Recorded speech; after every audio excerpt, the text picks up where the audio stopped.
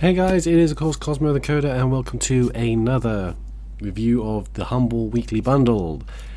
Going straight in this time, guys, because I still have my sore throat, so bear with me on this. Fortunately, no hiccups, so touch wood, this is going to be fairly simple and straightforward. Now, this week we have got something called the Orbyt Bundle.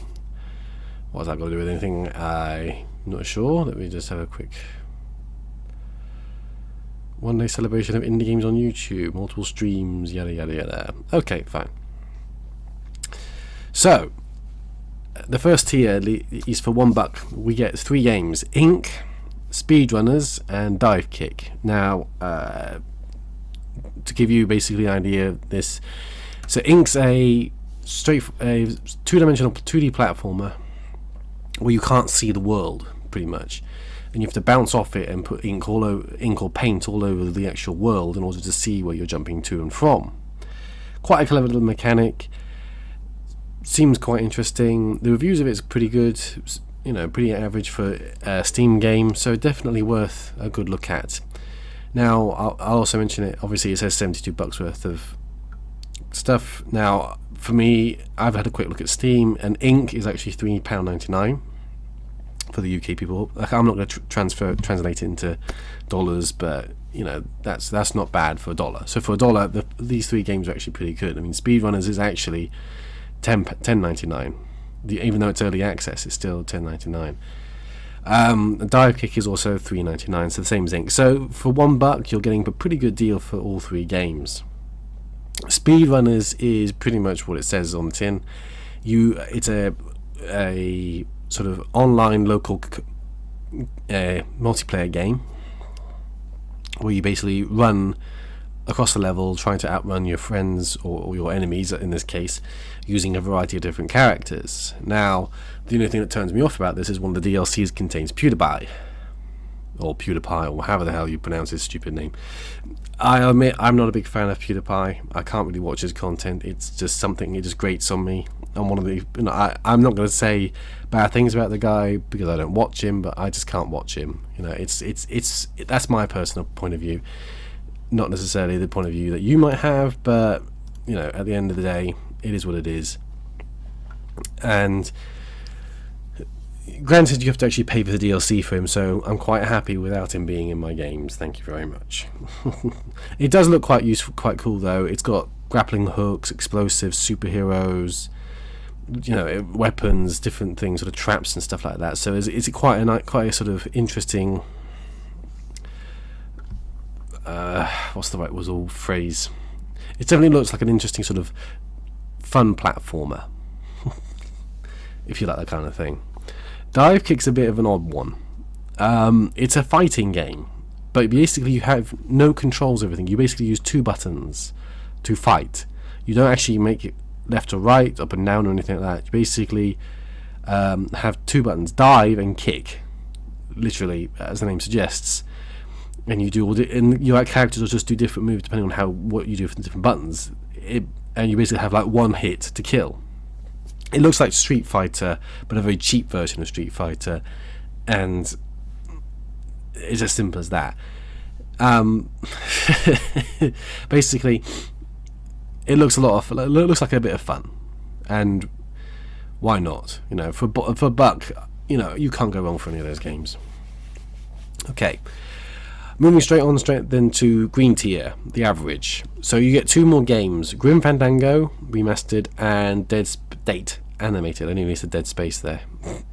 Dead State Animated. Now, Grim Fandango has actually been in the monthly bundle, so I already own this. I actually bought it when it came out last year.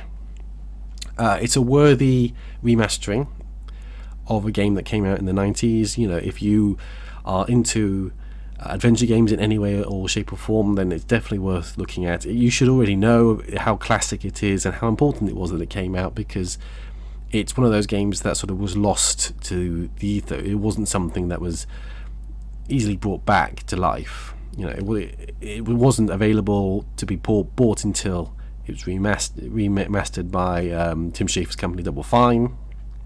It was an old LucasArts game. It got a huge cult following, and it was such a shame that when LucasArts closed down, that the whole sort of distribution of the game went out the window.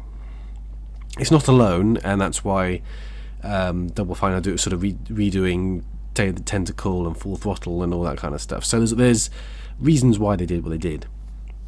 The remastering's quite good. It's not necessarily going to fill you with amazement and what they've actually done. They haven't really sort of brought it up to a huge standard, but the actual remastering is quite good, you know, and it's worth a look at. And as the average says, it's $2.93.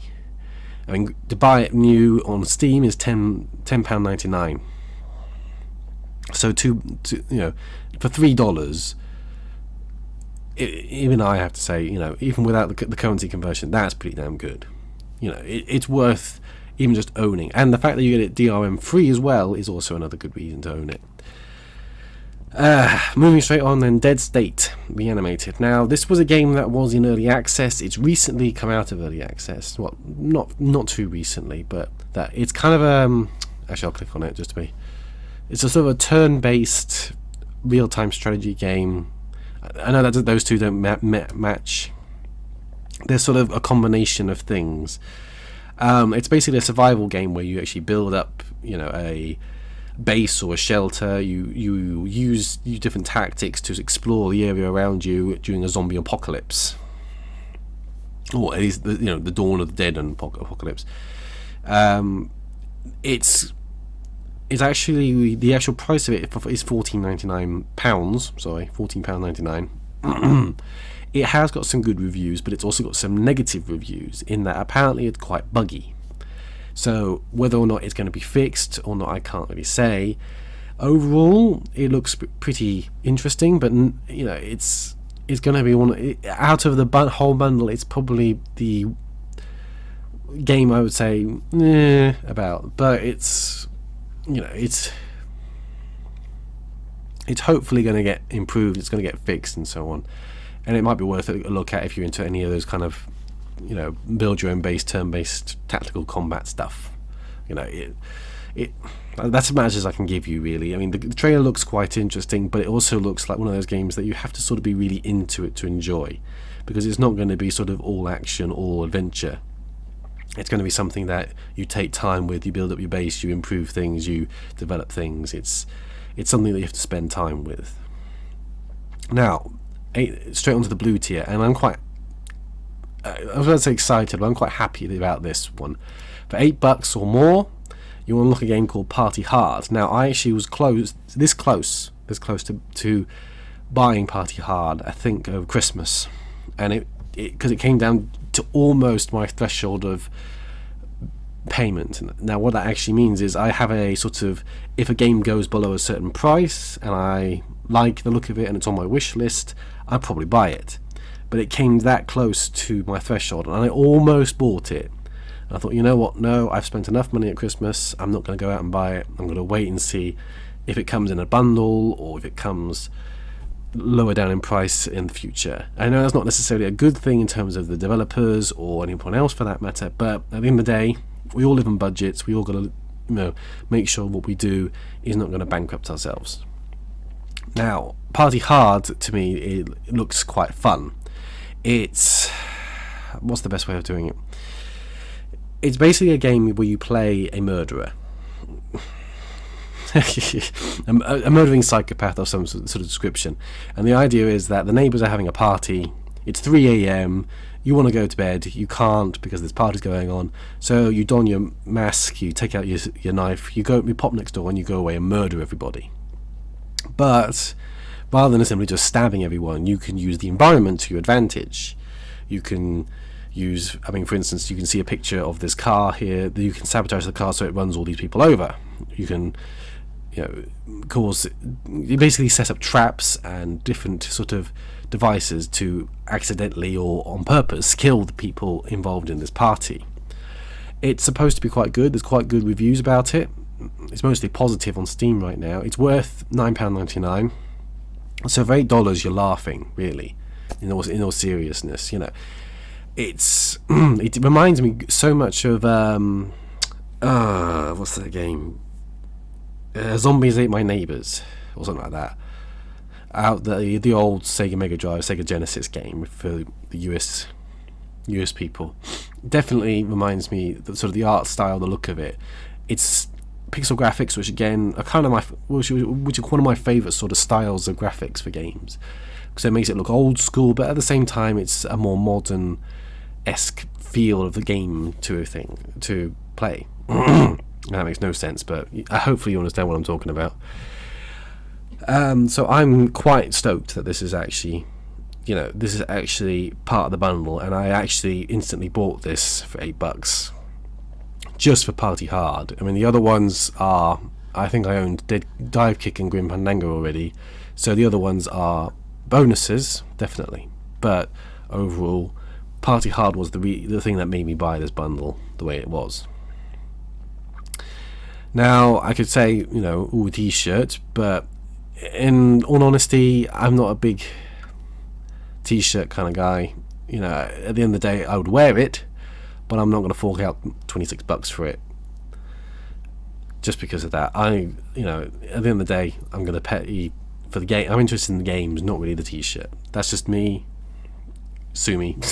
So sue me if that's a bad opinion, but that's just my opinion. So overall, I think the bundle is exceptionally good value for money. You've got some very cool, quite interesting games, quite cool games in there. I keep using the term quite interesting, I'm sorry. I'll get my thesaurus out and try and come up with some better phrases. Totally radical games, yeah! No, and that's never going to work. Oh dear, Cosmo, oh dear. Right, I'm sorry, I've gone completely off tangent. So, overall, I'm saying if you like even just the look of one of these games, by all means try it out. I'm going to put Party Hard at the top of my Cosmo Tries It games list, and that should be at the beginning of March, just to have a quick go at it because it looks quite good fun. And who knows, perhaps I'll even try Dive Kick just for the sheer hell of it. Thank you for watching, guys. As always, like, comment, subscribe, or even dislike. But if you do dislike, comment, say why you dislike it. I've had people dislike my videos for various reasons. I can only imagine why, but if you tell me why, then I can always get better. I can always do something different. So thanks for watching. I'm Cosmo the Coder. I hope to see you for the next review or in one of my playthroughs. See you later.